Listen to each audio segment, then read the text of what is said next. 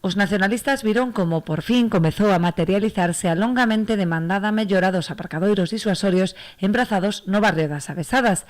Aínda que si se acometerá a pavimentación do chan, que ata o de agora era de terra, non está prevista a instalación de alumeado nin a plantación de árbores, tal e como demandaban os nacionalistas.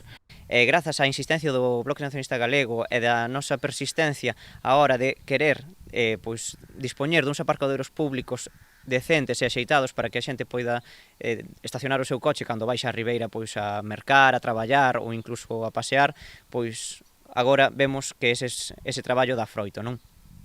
En todo caso, tamén temos que lamentar que o Goberno de Ribeira atenda parcialmente a nosa demanda, porque só contempla o pavimentado dos aparcadoiros das Avesadas, e a nosa proposta tiña tamén unha actuación integral. Consistía no pavimentado, pero tamén na iluminación, na mellora da seguridade e tamén na plantación de árbores que dean sombra aos vehículos que estacionan ali. Pero a marxe da mellora destas zonas de estacionamento, o BNG reclama a dotación de novas prazas públicas coa remunicipalización do aparcadoiro do Centenario.